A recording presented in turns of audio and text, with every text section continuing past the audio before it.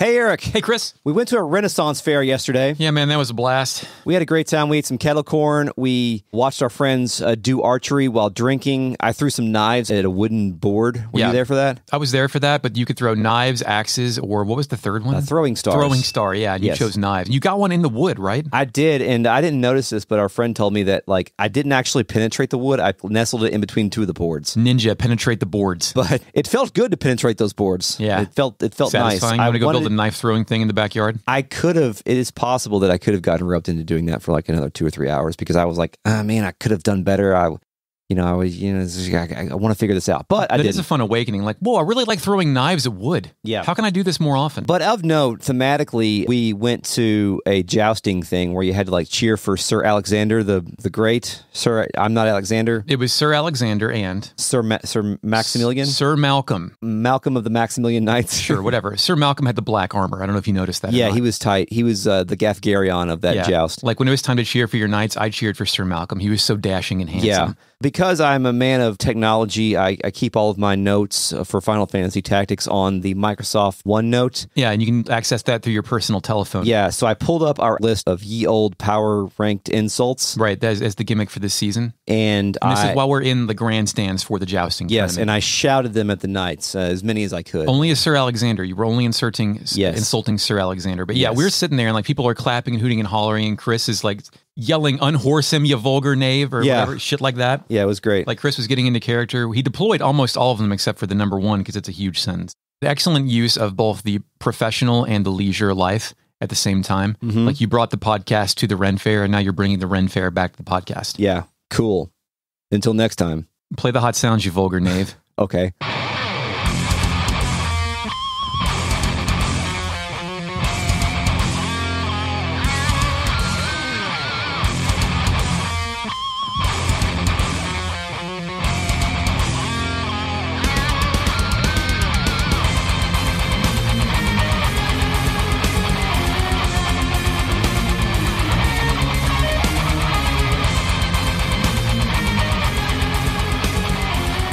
Welcome to Retrograde Amnesia, a comprehensive podcast about classic Japanese role-playing games where we discuss them chapter by chapter, beat by beat.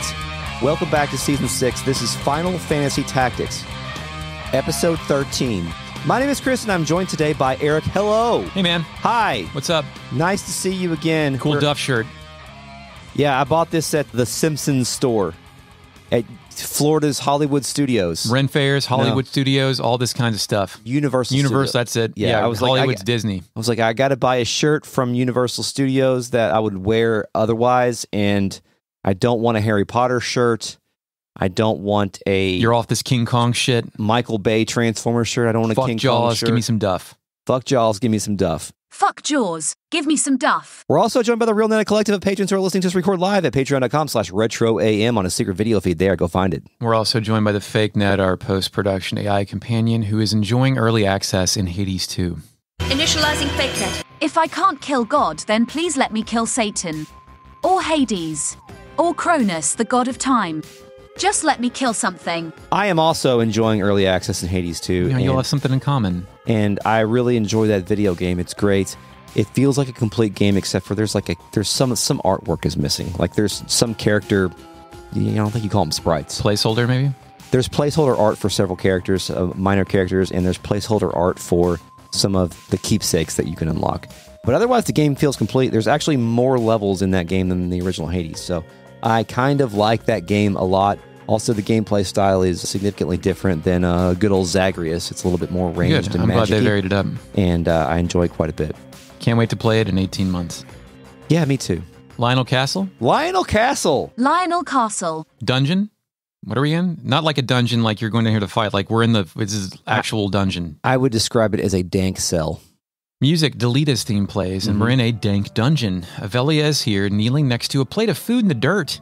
Her eyes are closed. The food, uneaten. No, it's all there. She cannot be bothered to eat. That's right. Do you think it's hunger strike, or they're just feeding her pig intestines? I think it's a hunger strike, and for some reason I just thought about one of those Dark Souls memes where Avelia is kneeling, but she's a Dark Souls character, and it says hunger striked. Hunger struck. Can't do it. On the thing. You dirty boy. Anyway, Delita stands in front of Avelia, and I did not expect to see him here doing this, whatever this is. Delita opens with what I think could be interpreted as a villain line. You've not touched your supper. A princess cannot live on pride alone. So hunger strike confirmed? I'm going hungry. I'm going hungry, yeah. Yeah, I mean, in mine he says, aren't you eating? You can't go on without food. So this is like a level of villainy I didn't expect from Delita. Or not villainy, but because we don't know the whole story yet. But this is like standing in front of a chained up maiden saying, why aren't you eating this shit? So I think the question that we have to keep an eye on here is Delita doing Jowie, where he feels like he's the only one who can save this world by doing these things because he's read these 6 books? Or is Jowie, Jowie, by the way, from Suikoden 2, listen to Season 4, please. Yes. Or is Delita simply just a villain? That's a good question. Is he fully radicalized into a villain? Making that question we don't have all the information to develop a proper answer, and this is part of the information we're getting, is I think one of the hooks this game is trying to make us dangle on. Is like, what is Delita trying to do here? Because you know he's not an all-the-way villain, and you know he's your friend, and what's that going to do? You also know that the history of this world remembers him as a hero. Yeah, and whether you want to know the extent of forgiveness and redemption, because the ending of Suikoden 2 shocked me. I didn't see it going how it went. Ovelia hits Delita with the dots, and Delita responds, do you think to starve yourself? None would weep, you know.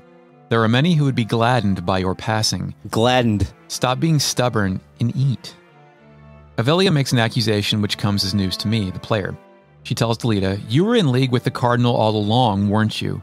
What do you mean to do with me? If you'd not give me over to Larg, then what is your intent? Chris, is that true? How could Delita be working with Delacroix? What am I missing? Or is her accusation off base? Well, I think her accusation is not totally off base. I think that probably Delita is taking orders from somebody in league with Duke Larg.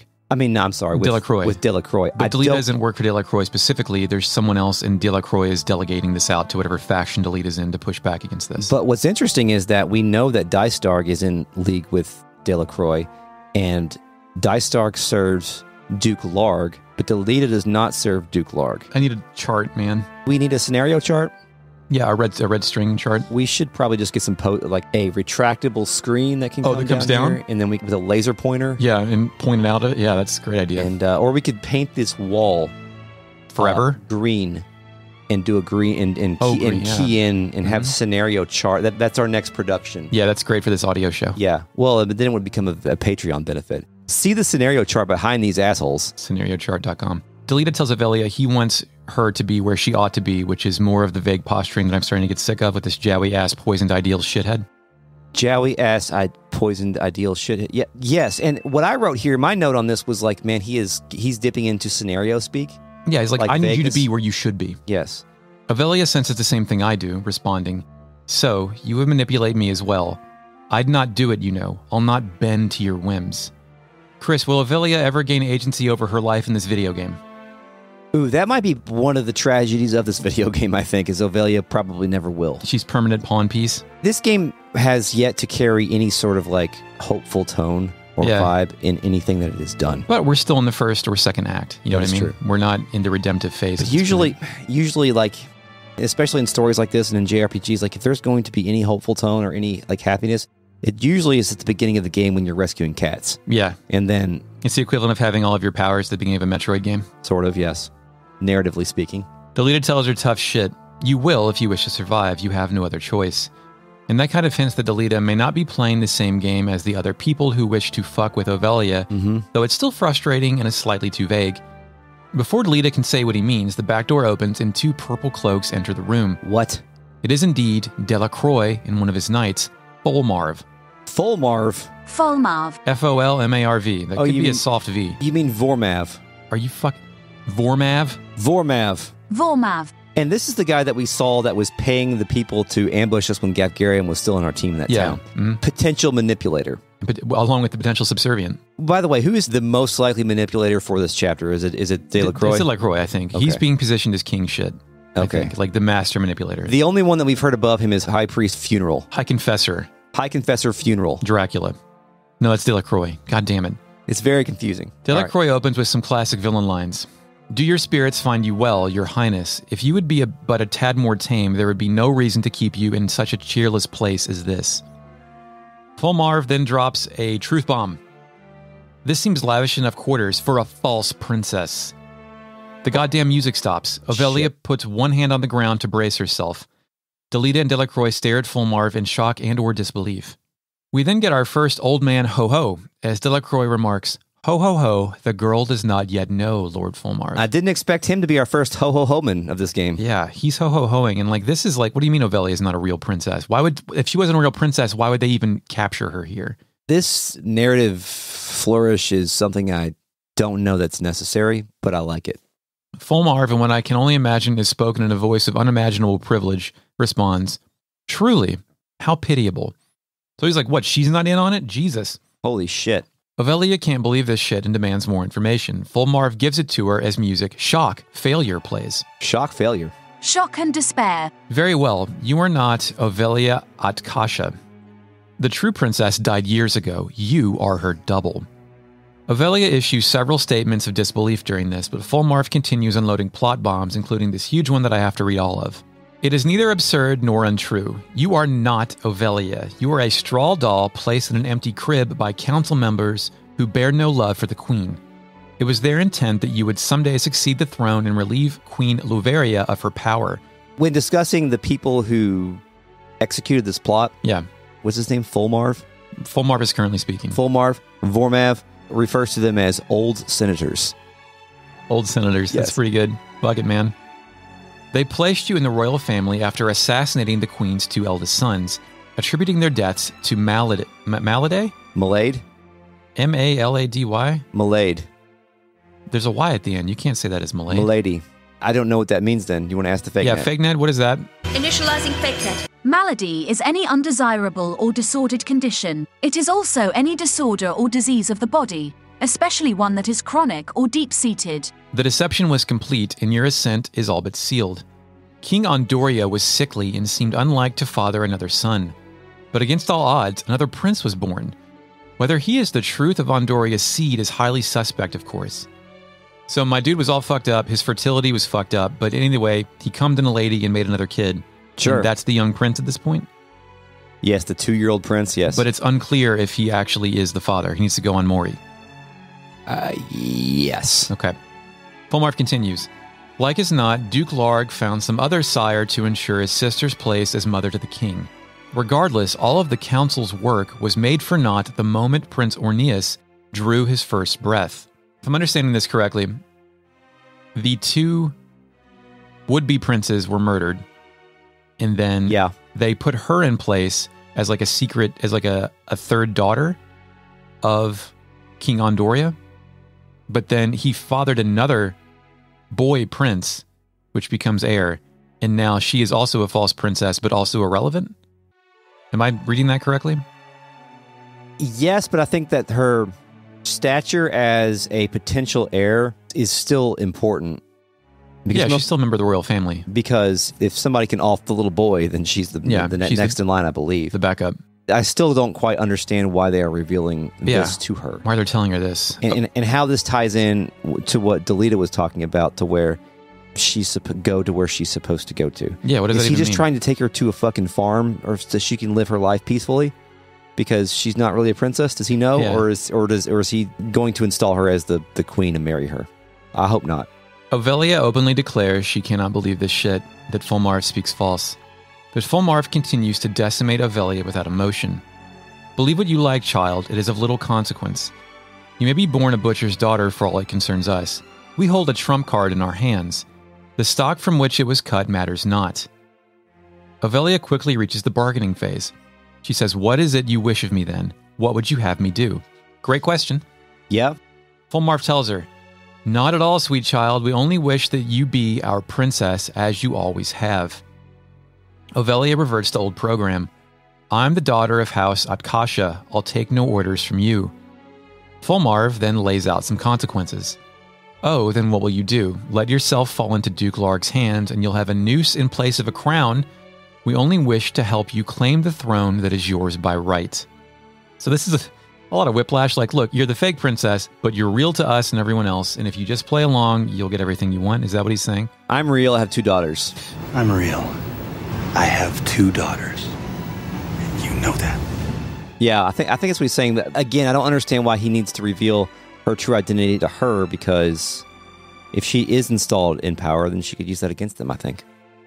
Yeah, it's like you're giving her more information than she needs to Leverage. operate. Yes.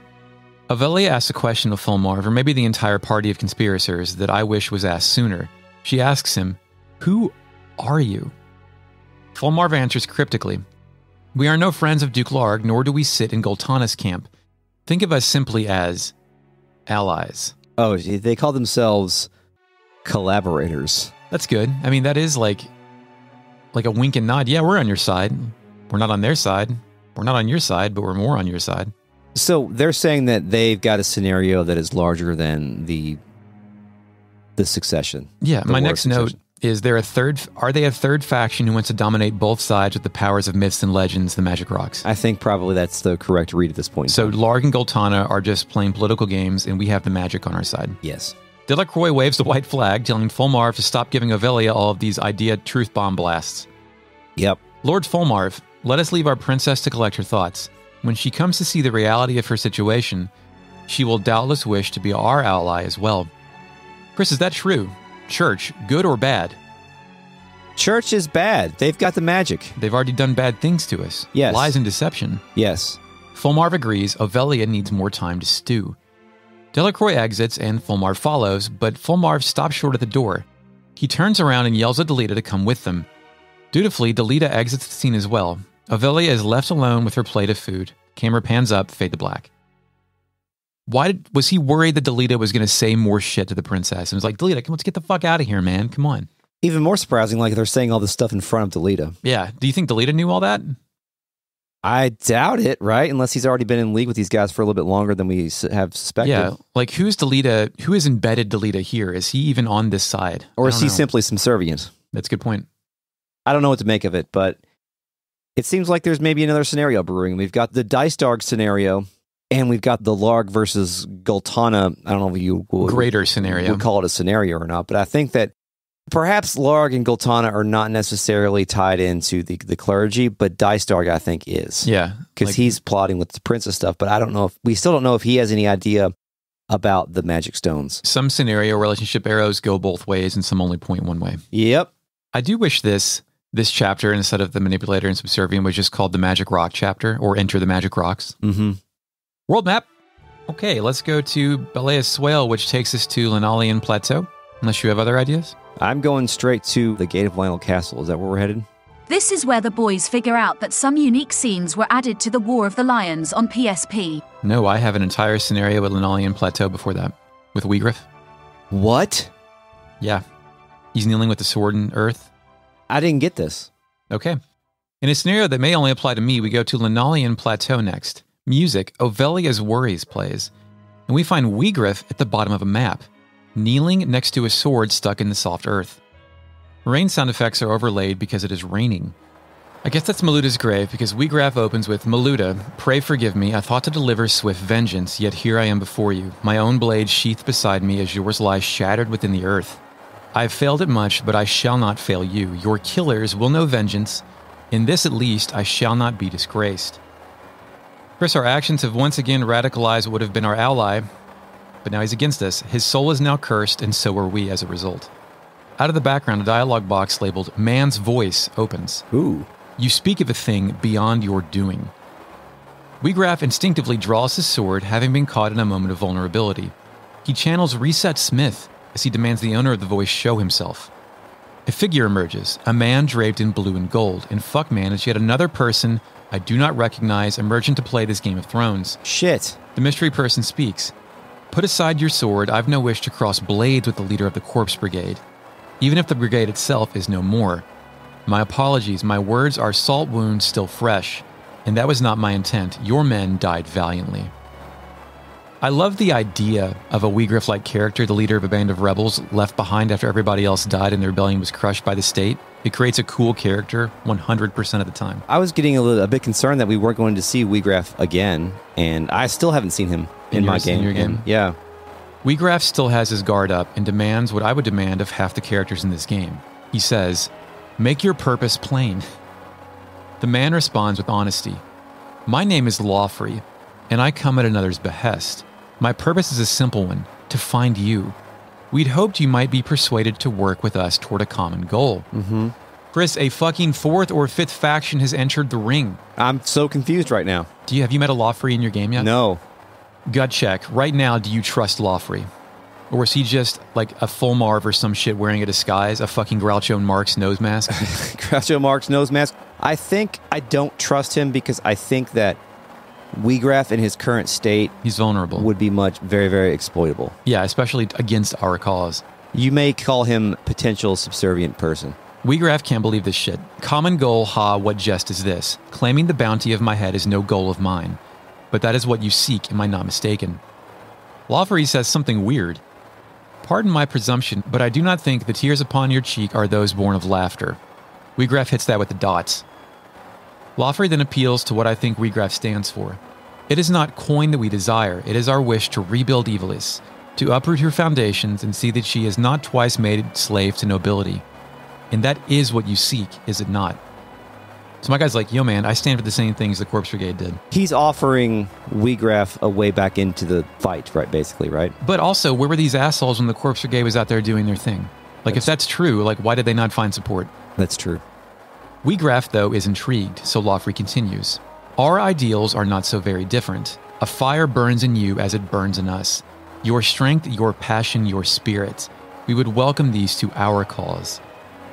Wiegraf just thinks he's going to be used, so Lawfrey makes one final counteroffer. To every coin there are two faces. Do you not consider the other? Join us and our power becomes yours to wield. Have you alone the strength to venge Maludia? Have you alone the power to grasp the reins of Evilis? Dropping Maludia there, I think, psychologically compels Wiegraf into action. And that makes this person seem villainous. Manipulative? Yes. Did the Corpse Brigade have that kind of rep to where some asshole knows about Maludia? I think so. It seemed, I mean, from our perspective, it was. Yeah, I was just curious if, like, that was... Like, how does this guy know about that shit? This is also making me think about, like, the title of the chapter. In yours, it's the manipulative and the subservient. In mine, it's the manipulator. But I think the manipulative... Yeah, I think the manipulative is more precise because this entire chapter is about the relationships between people that are manipulating subservience. Yeah, that's a good point. Like, on a mass scale, and is there one grand manipulator? And it feels like the only person or the only faction that is immune to this relationship is Ramza himself right now. This is true. He's saying fuck that to everything that's brought toward him. I will manipulate myself. Yeah, he trusts Agrius and Mustadio. Wiegraf returns his sword to his scabbard, turns to face Maluda's grave, and the camera pans up as we fade to black, which I think is like, yeah, fuck it, dude, I'm in. By the way, TC from the Real Net, who is better at the internet than me. Yeah, he uses internet all the time. Also, he's not sitting here trying to also be part of the podcast. He's just listening to the podcast, so maybe it was easy for him. Found a YouTube video that calls this Wiegraf scene a War of the Lions exclusive. Oh, okay. Quoting a non-video yet new cutscene added to the War of the Lions edition of the Final Fantasy Tactics for the PlayStation Portable. The scene takes place just after the battle at the execution grounds. I think I remember finding like a wiki list of all these scenes, but I didn't read them because of spoilers. I'll have to try to dig that up, but the Final Fantasy Tactics wiki does not. It just takes everything as from the War of Lions as like the canonical. The canon, yeah. It's like one game. Yeah, so. That is interesting. I mean, I do appreciate, because they used old assets to do this. Mm-hmm. But I think, like, I know what happens to Wiegraf later, and I think this makes a lot of sense to include here. It wasn't essential, because you can pretty much intuit how he came to the faction that he comes to, but I'm glad that they added fucking Lawfrey here. It's like an Act 2 of his arc. Like, we've seen Act 1, and then now this is Act 2. We don't have to jump to Act 3. This is Act 2. Yeah. World map. Now we can go to where Chris wants to go to. I want to go to the Gate of Lionel Castle. Me too. Choose your party. Monk, Samurai Mystic, and Monk Ramza. Agrius too. Fuck it. Sure. Ramza has to be placed in a squad by himself here. Okay, yeah. Like, you put him, and then you put the other 4 or 5 with Do you have to put him, or can you put... It has to be him. It has to be him. Okay. It has to be Ramza. Okay, I don't know if you could put, like, Korn by himself and put Ramza with the rest of the people. Never put Korn by itself. Never. It's just a side. You can't just have Korn. No. Music. Cryptic Mood plays. We open with Ramza on top of the gate for some reason. He's up here opening it for the rest of his boys. Yeah, it's like a nighttime espionage mission here. Yeah, but nobody's watching the gate. What the shit? A text box appears on screen. Rather it remain shut. It's Gafgarrion, Chris. Who else could it be? Well, who else would it be? You made your way into the castle well enough, but you overlooked the ambush. Chris, why does Ramza keep falling for dumb shit? Does his character have to learn slowly in order to properly write out the plot designed for his specific character? He has not yet hired a Silverberg. Okay, which is in the Suikoden parlance, that's a strategist or somebody who can give him, like, you go be the protagonist and we'll worry about all the administrative work. Someone who has the experience for paperwork but not the charisma for leadership. Yes. Gafgarrion whistles, and then red-caped knights emerge from all sides of the level, pinning Ramza's dudes away from Ramza. Yeah, we've got 3 knights, 2 archers, and a summoner. And this, by default, we're about to do a 1v1, Chris, as Gafgarrion exclaims, "It's you and me now, Ramza. Shall we be about it then?" Backfire plays, and we get our objective. Defeat all enemies, commence. And I'm like, is this finally going to be, because now we're 1v1ing Gafgarrion, is this going to be it? My first note is, it does not help that Ramza is in a battle to the death with Gafgarrion, and he is a chemist. Oh, no. With a gun that doesn't do a lot of damage. And so I immediately thought about resetting my game and installing Ramza as a monk or something that can fight in a one-on-one situation. Yeah. But I decided I'm going to try to figure this shit out. And boy, did I figure this shit out. This was my greatest achievement, so let's carry on. Oh, gosh. Yes. Shit, it really is all of our dudes versus all of Gafgarrion's dudes, with Gafgarrion and Ramza separated by the gate. And the long, weird, hilly path up to the gate. So Ramza could come down from the gate, but nobody could join him up there?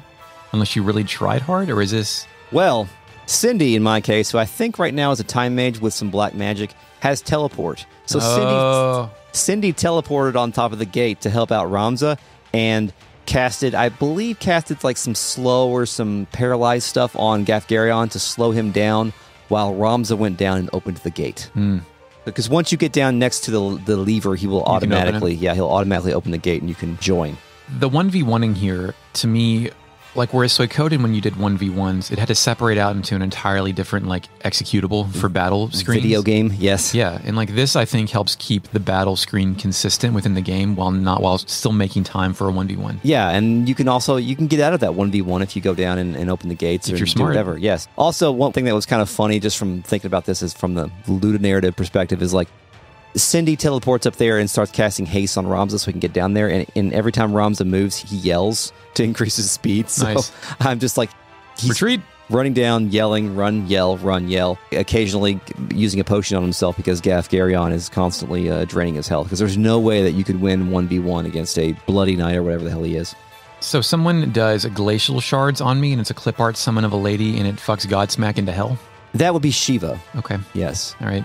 Yes. So my Ayato Samurai move is called Ashura, and it rules. I don't know what it does, but it seems to work well at causing damage to my enemies. Yes, it's because you're summoning the power of one of the katanas that is in your inventory. See previous episode. Yes. On one side of the gate, before it was open, I had Hornston Lester as both Dragoon and Ninja. I had Selfie as a Geomancer, so I was basically just like biding my time with most of the characters while Hornst fucking jumped on everybody's fucking face and Lester threw fireballs at people until Ramza could get there. It's a good thing that happened, too, because as time wore on, I was also getting slightly owned on the other side of the gate. But when Ramza came through, he's a chemist, so he can start throwing Phoenix Downs at people and getting everybody back into shape, and then we can kind of cut people off and then gang up on Gafgarrion himself. It felt really good to actually weasel my way out of this one with not an ideal setup.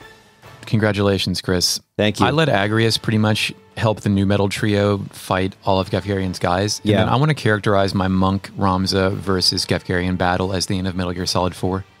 Oh, yeah, just punching the shit out of each other? Just beating each other up on top of a Metal Gear. Like, everyone's bloody, everyone's fucked up, and it's like, honestly, a coin toss who's going to win. I wish there would have been a little bit of additional ideological sparring between Ramza and Gafgarrion. They've already done so much. They've done a lot of it, you're right. But they reached their finite endpoint. Yeah, they were out of quips to deliver in this case. When I slay Gafgarrion, he falls, but he gets back up, taking a knee for his death rattle. He says, "I feel cold." Wow. Ramza then turns to his former employer and hits him with ice. "Goodbye, Gafgarrion." There's one of the first lines that I've seen that is exactly the same in both of the things, except for one additional F in Gafgarrion. Press F for Gafgarrion. Gafgarrion then turns into a fucking crystal, which is he the first guy with a name to do that. Everyone else of importance just kind of lies there until after the battle for more dialogue. I wrote this, and I don't know if I still agree with it. Gafgarrion finally eats the shit he deserves to eat. Does Gafgarrion deserve to eat shit? I think he was an interesting character, but I think Tactics is not afraid to kill off interesting characters, and he's just kind of next in line at this point. Although I don't know what further purpose he could have served in the story, because he was a check to power. He both looked at Delacroix and Dystark and been like, bro, are you fucking sure? Like, he was the one, like, he was never going to turn face, but he was a good heel. And he was never going to... He was a skilled lieutenant. He was never going to sway those that he was working for. No, he didn't have that kind of pull. Ultimately, Gafgarrion, also subservient. Is this true? Not shit he can do about anything. Ramza ate his crystal and gets aim +1, Gafgarion's legacy. Good job. When I finally kill the final fuckwad, Ramza plainly declares, we must reach the princess before reinforcements arrive. The battle is won. I killed Gafgarrion last, so I did not have time to absorb his crystal. Congratulations, the battle is won. You got 700 gil and a mithril helmet. Ooh, mithril. The most crucial of elements. Gotta love mithril. Ready to go to Zeirchele Falls. We're going to Zeirchele Falls? Zeirchele Falls. I'm going to inside Lionel Castle. Well... It sure looks like the boys have stumbled onto another PSP exclusive scene. Not me. That's next. That's after this. Perhaps I have another scene here. Yeah, I mean... You don't have a scene where you play as Delita and protect Ovelia? No. Awesome. I have heard about an additional PSP battle in Zeirchele Falls. I thought perhaps that we missed that because I was reading about it the other day, but this must be it right here. This seemed out of place to me. I was like, why am I doing any of this? PlayStation Portable exclusive content. Music, Heroes theme plays with the waterfall background sound effects, and we're at the side of the battle of the bridge, where Delita made off with Ovelia before giving Ovelia to us before we lost Ovelia back to Delita. Delita's back here again with Ovelia. Question mark, did he kidnap her again? This would be hilarious. Do the same shit twice and keep going back to the same waterfall. Okay, so I didn't know that Ovelia got out. Yeah, she's out with Delita. So after what happened last time, Delita... either as part of a plan, like a delivery service, or he just absconded with her. He said, I'm not subservient to you, I'm subservient to you, but I don't know who the other you is. Is it Dystark? Is it himself? I don't know. I do wonder if, like, the group Delita's with, Fulmarv and Delacroix, had radicalized Delita, and, like, that's who he was aligned with, and he was like, oh, fuck, they're fucked up, and then left, and it's going to go with a new, like, the Lawfree group that got Wiegraf? I have no idea. It's interesting to think about Delita as like whether or not he has this larger plan to grab power or if he is constantly adjusting to the fuckers that he's associating with. Yeah. You know what I mean? Yeah. Like, I have not been a person to have a lot of jobs in my life, like places of employment. As you know, I've worked in the same place for 2 decades, but like I've known people who work at jobs for like 6 months or a year and it's either like quit or move on. Like, they're not bad employees. They just have to work at a bunch of different jobs as they get bored. I've had the same boss since 2012, so I don't do that, but I wouldn't want to have to like readjust my brain every time. Neither Chris or I or Delita confirmed. True. My next question is with the waterfall. Maybe he just thinks it's pretty. Delita opens with, your pace is slowed, are you weary? We'll never make it to Zeltenia at this rate. Punished Ovelia, disillusioned with her place in the world, responds, arriving sooner will no more make me a princess than arriving later. Ovelia now steps toward Delita, then turns to her left and looks over the bridge. She continues. That day you saved me at these falls seems so distant now. Your promise to cut me free from the strings of those who manipulate me. It was an empty one, wasn't it? Delita responds with protagonist of reality syndrome. Empty or no, you've no choice but to follow me. The hounds are loosed. No bolt hole is left to you. Run and you'll be still hunted down as the princess who stands in the way of the throne.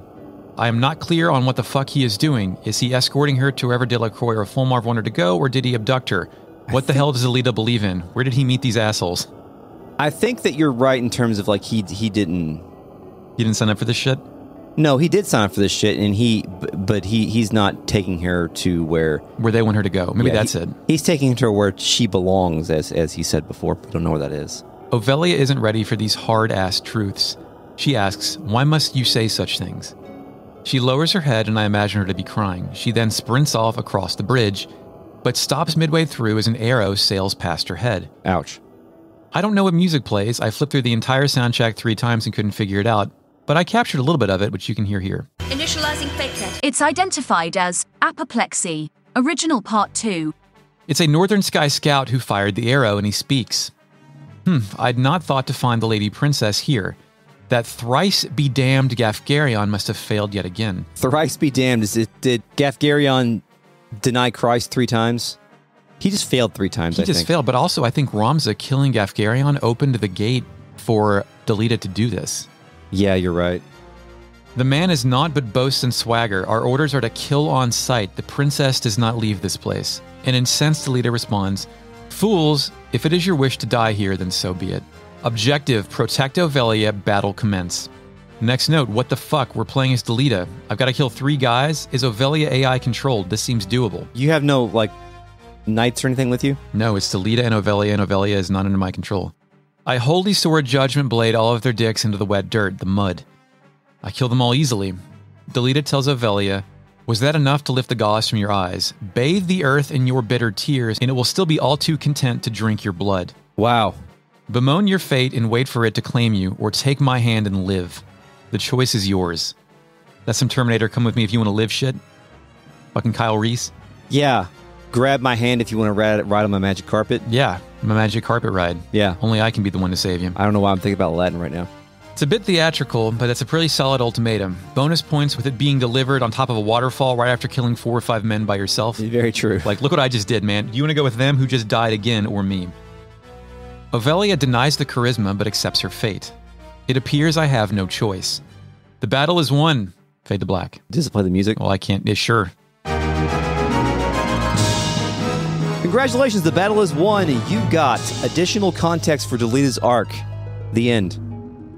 You want to go to Lionel Castle Oratory? Some may refer to it as inside Lionel Castle. Cúchulainn plays, and we're inside the Oratory, which I guess is Kourin. Oh, I have dissent. Fake net, what does the word Cúchulainn mean?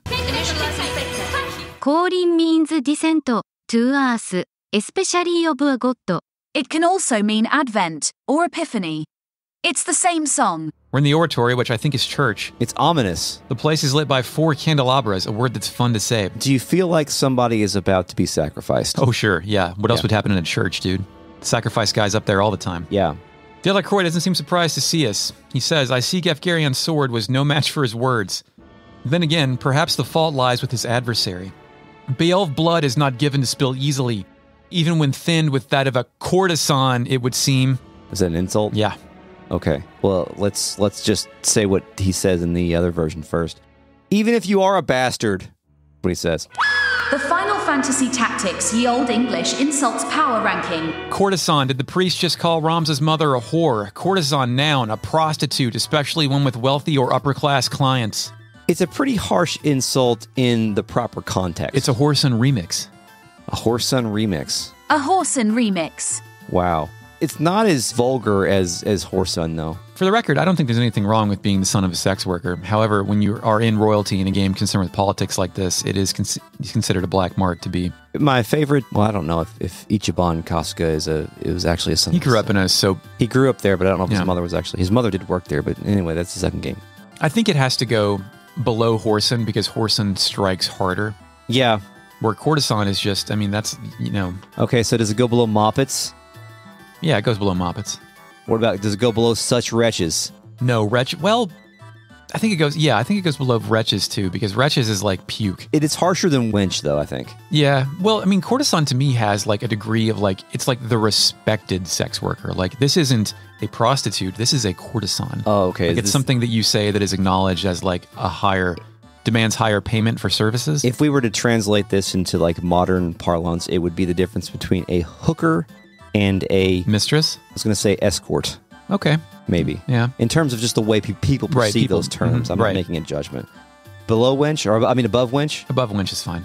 That would give us 19 ye olde English insults, being from number 19, gallant fool, cur, whelp, churl, he soils our name, dogs my every move, clod, squealer, common maid, wench, courtesan, such wretches, moppets, whoresons, whoreson dog, lackwits, vulgar knave, milksop rabble, common footpad, and of course, you've been less than we from the moment your base-born father fell upon your mother in whatever gutter saw you sired.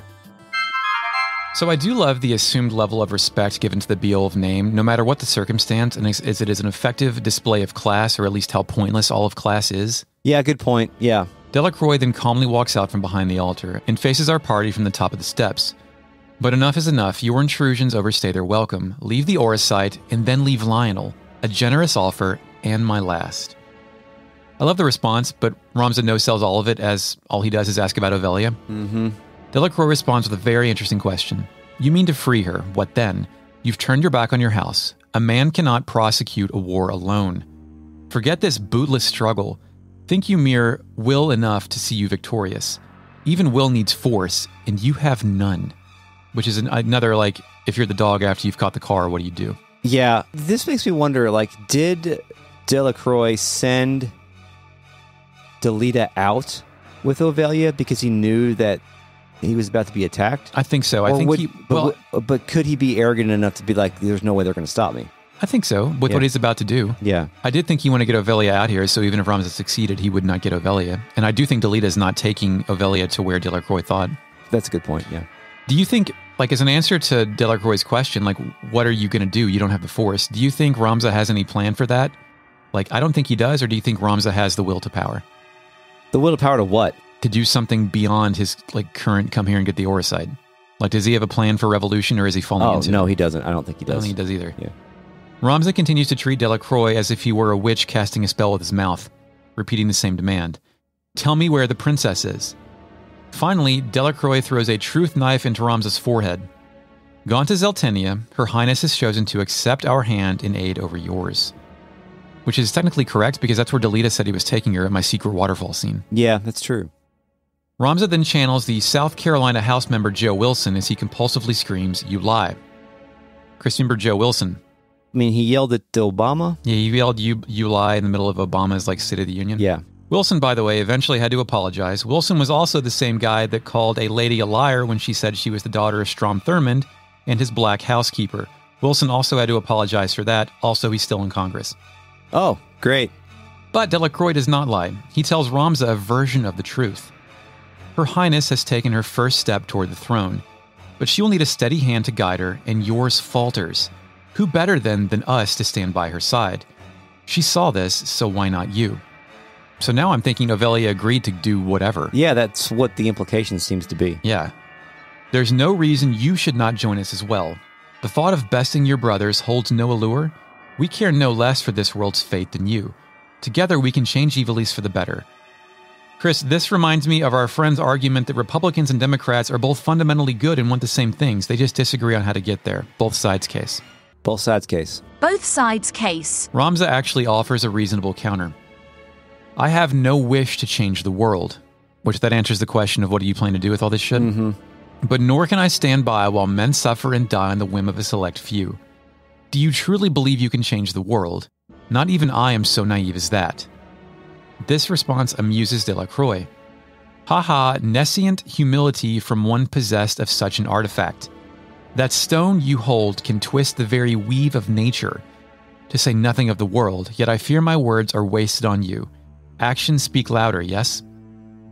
So is this an argument for using magic to overcome the traditional walls of class? They'll never outrank the aristocrats, so they must find other means of power? Oracite is a stand-in for, like, his will to power. It's like is generational lineage for a reason to rule? Like, we can rule with the power of the Oracite? Yes. Our will is to rule, and the Oracite is how we get there. I think. I don't know if there's, like, a larger scenario where we're trying to resurrect Jesus or something. That's what I'm reading is fuck the politics, fuck lineage, fuck who's king. It's a false daughter anyway. We've got the magic rocks. Yeah. Delacroix then brandishes a red magic stone. The music stops as he holds it high, and it blings and produces a sound effect. A spirograph of red light pours out and rotates around the room. Ghosts or souls or some shit surge inside of the swirling red light.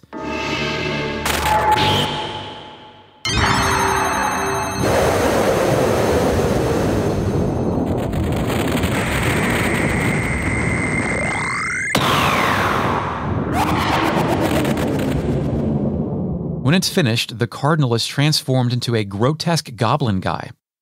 I can't tell if the red ribbon up front is tying what remains of his clothes together or tying his new mutant skin together. I think it is a stitch over his, like, it's a stitch over his a stomach demon. His mouth belly. We found that out later. Yeah, yeah. Chris, I hope a lot of people do this and we can have another council of fucked up guys, a bunch of grotesque, soul-corrupted goblin men. That is what is ultimately going to be disappointing, is because we're about to slay this fucker, but I would love to have seen him in this form at a table.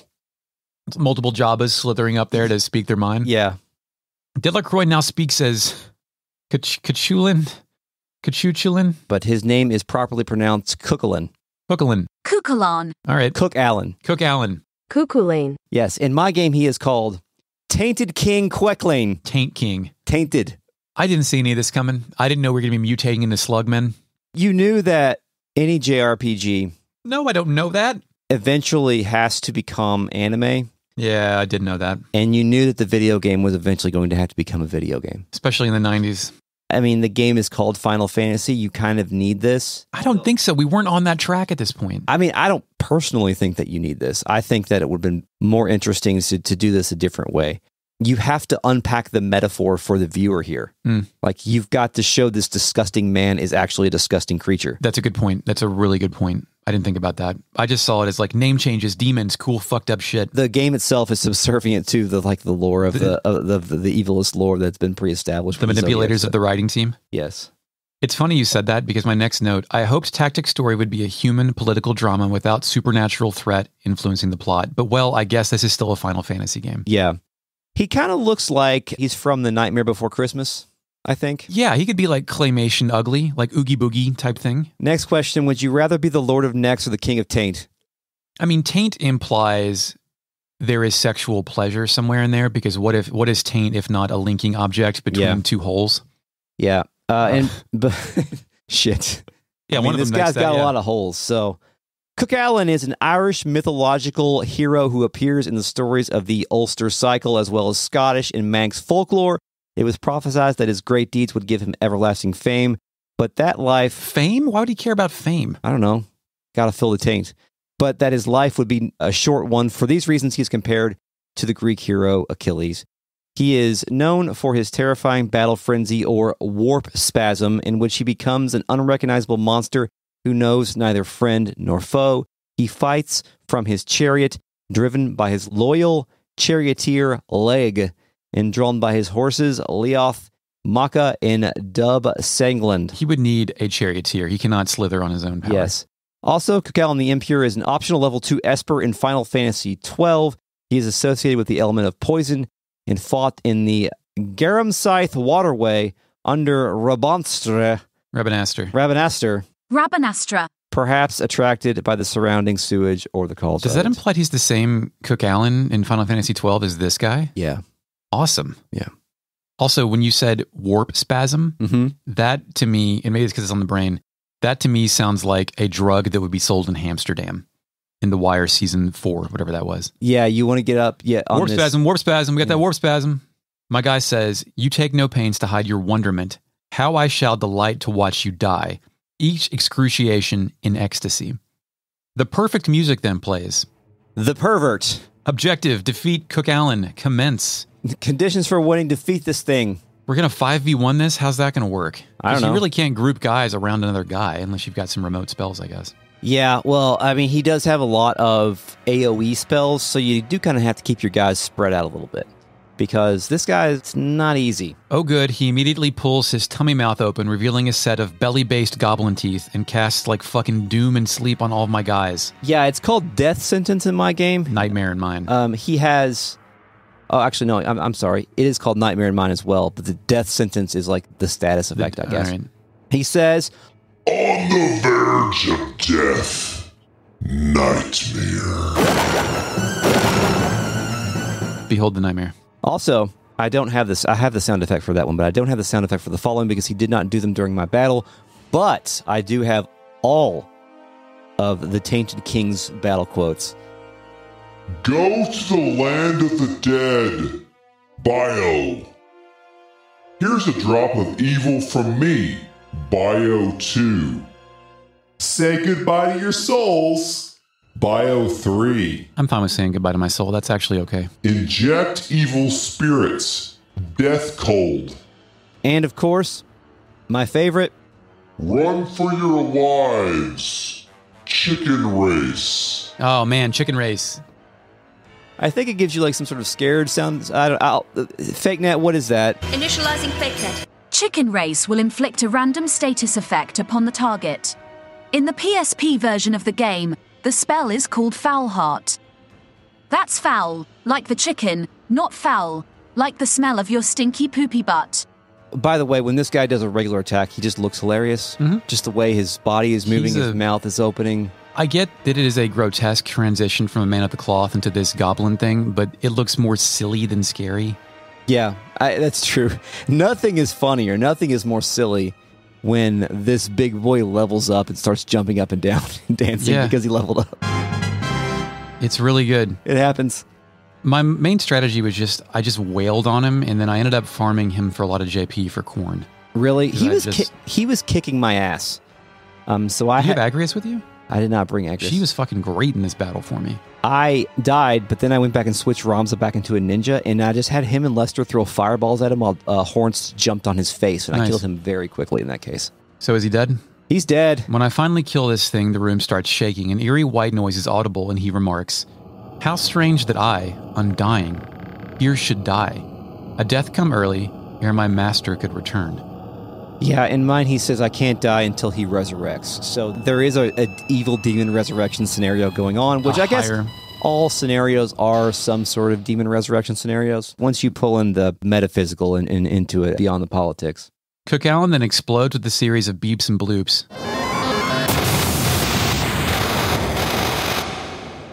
He returns to being a magic rock, or a rock is just left in its place. I'm not clear on what just happened, but it rocks. Did we just bust a scenario? I think so. That's my next question is we just killed the last boss? That was who we just had as at the top of our yarn board right now is Cardinal de la Croix. They introduced him as a master manipulator right at the beginning, and then all of a sudden he's gone. Yeah, and that's fucking crazy. As we head into chapter 3, we are left with no enemies, and we have to be reintroduced to new enemies. Get out of here. It bounces as it falls to the ground, and I think the rock screams with demonic energy.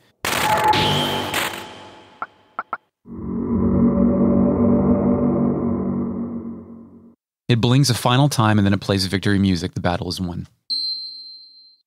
Congratulations, the battle is won. You got nothing, I don't think. You got mail. Yeah. You've got mail. So yeah, there is a larger scenario going on, but we have no idea who's in charge of it. We have a scenario, but we don't know who the scenario guys are anymore. There's guys. Just a lot of going on. We will conclude this at the beginning of the next episode of Retrograde Amnesia. But first, we sally forth into the real net. Initializing real net. TC says Punch Dimension is an X-Men fandom meme. Cool. WP says, how does Eric not know about kettle corn? I just was never really into popcorn. It wasn't in my grandparents had a popcorn maker, but we just, it was butter and salt. One of those popcorn makers that takes up the entire size of a menagerie or something, or a china cabinet, one of those big ones. Mm-hmm. But we never experimented beyond butter and salt. And it was rarely even butter. It's mostly just salt. Gotta dump that oil.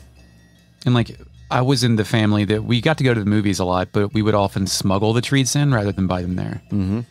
TC says, I'm going hungry. I don't mind stealing bread from the mouths of decadence. You a big Temple the Dog fan? I was. I don't like Eddie Vedder's voice. Cornell I can stand, but Vedder was just a little bit too folksy for me to really get down with. Oh, I like folksiness. Yeah, I know you like Pearl Jam. I respect Pearl Jam. They're just not for me.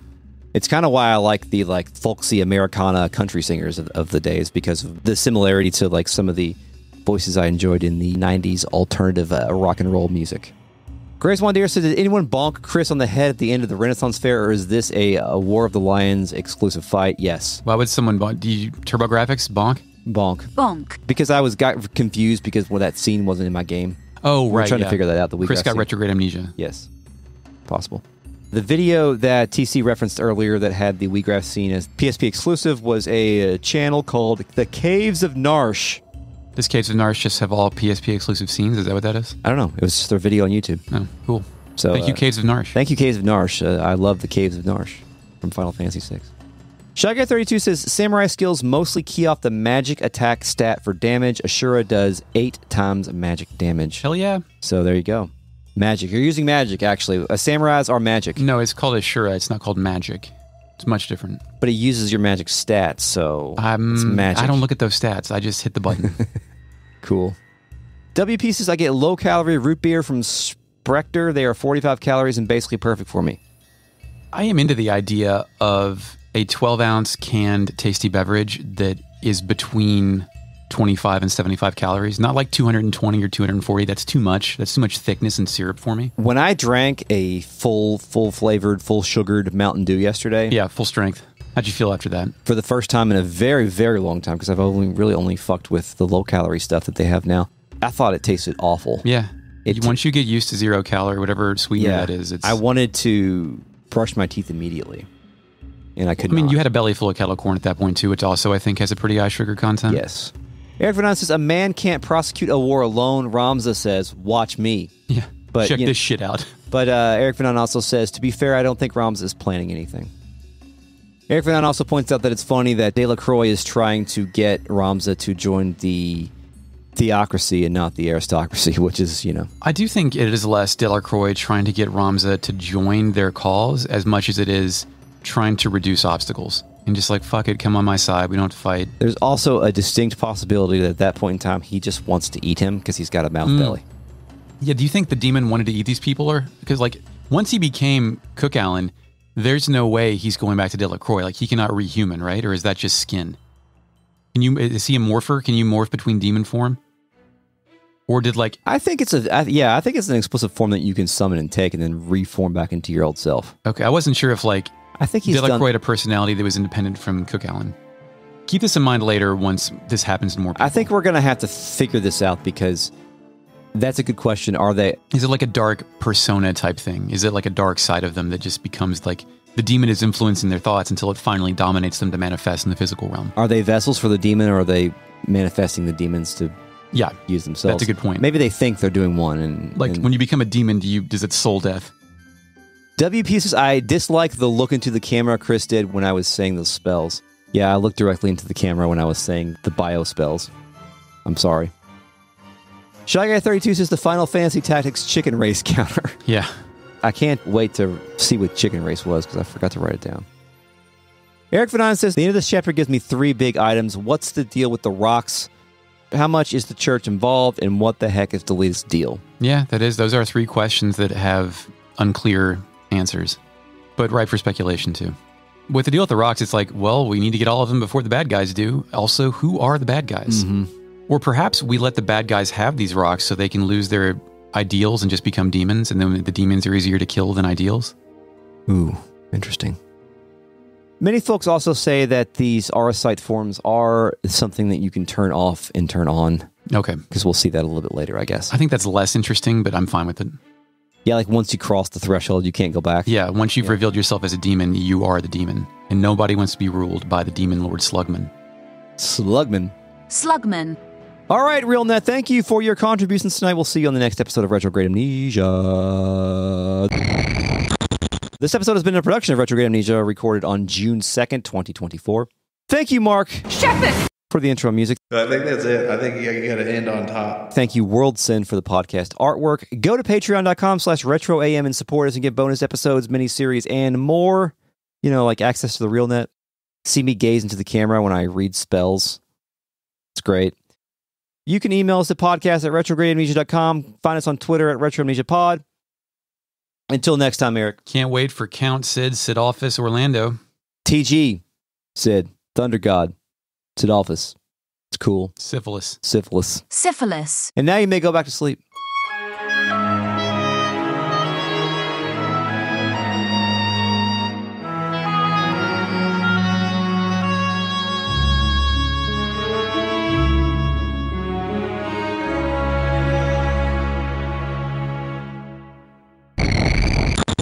I gotta say, I was impressed with that whole show, but Sir Alexander's dismount where he fell off was not a good sell. He did not sell that. He kind of just casually dismounted, then hit the floor. I was thinking about that the whole time. I was like, how are they going to get knocked off a horse and not get, paralyzed? You think they do this show 3 times a day for 2 days in a row for 7 weekends in a row. Yeah.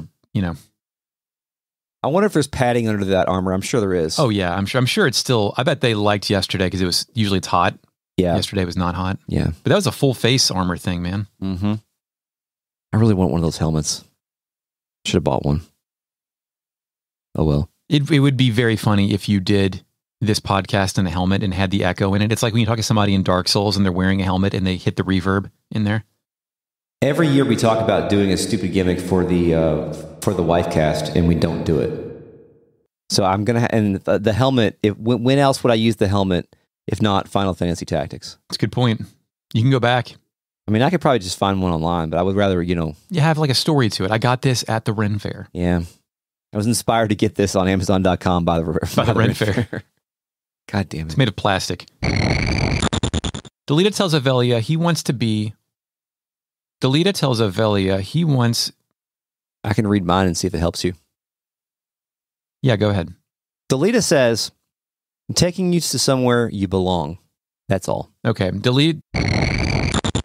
Well, in what could be a scenario exclusive to my playthrough, we go to Lenalian Plateau next after I select Bell. I mean, maybe you selected it later. Why'd I interrupt myself? And installing Windows, installing... I don't know why I said that. Okay, we got to do all this, don't we? yeah, I got to pee, though. Okay. Once I realized where we were, I was like, yeah, I should pee. Show me the piss. Oh no, I'm here again by myself on a stream that will be cut, certainly. I'm not prepared to do these things. I'm drinking a coffee. I poured 2 shots of espresso in it, even though I got 7.5 hours of sleep last night, which is a lot. I don't know, I got nothing. I had a smoothie today. That was nice. I woke up at 5:15 to go run and fucked my run up. My hamstrings are sore. I have a race in 2 days. What's going to happen? Nobody knows. I do. Eric did not attend the race. I'm out of life things for the day. Chris bought a soda at the Ren Faire. That was kind of nice. It came in a bottle with a cork in it, and then he could take the bottle back and get a refill of unique sodas. I was envious of his soda drinking. But had I not the $7 to pay for a soda or $4 for the refill. I do enjoy strange sodas. Like the only time I go in for sugary sodas now is usually like whatever kind of Jones flavor. Like they had some kind of Fallout promotional soda. Rocket Cherry Pop. That tasted pretty good. But generally the sugary thickness, I just can't take it anymore. Oh good, Chris is coming back. I can stop monologuing about random observational anecdotes. He seems like a quick pisser. Just get it out, no washing the hands. What's up, Chris? I was going to say there's a towel in the... Wipe it on your shirt, dude. No, I dried it on a Sonic the Hedgehog beach towel that was in the laundry room. That's a towel. I specifically dried it on Knuckles' face. W pieces, I'm pretty sure Corrin is from Dragon Ball. Yes, Corrin-sama, the keeper of the tower, the keeper of the Senzu beads, the cat. He lives with Yajirobe. Her Highness has taken her first step toward the throne, but she will need a steady hand to guide her, and yours falters. Oh, I did that. Copy the dialogue twice. That was it. Fuck it. To unpack the this a little bit more, this information from the Final Fantasy Tactics Wiki, or the Final Fantasy Wictor. Wictor. We saw a Witcher yesterday at the Ren Faire. Yeah, maybe that's why I'm thinking about that.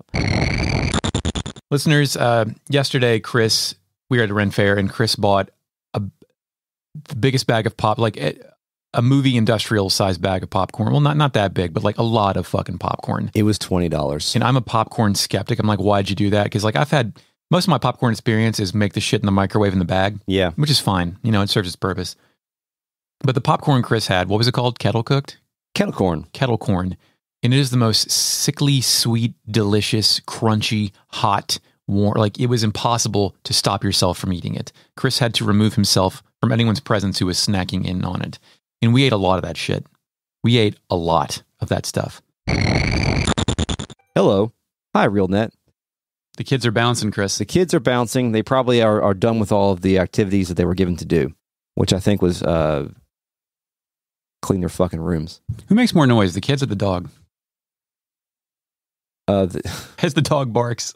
The dog is quiet unless the kids are around. All right. Because whenever the dog sees the kids, she's like, fucking entertain me, please. Yeah, I like how the kids and dogs are the same peer group. Oh, they are. Feed off each other. They are. Because the dog is I mean, you've seen the dog when she's down here when the kids aren't home. She just lays there. Lays around. When the kids are home, it's time. TC drew his first breath. Orneus? Anyway, so... Orneus. Eric Van says the end of this chapter gives me... Makes Chris cough. Become a Patreon. Beginning of the next episode of Retrograde Amnesia as we sally forth into... But first, we sally forth into the real net. Blah, blah, blah, blah, blah, blah.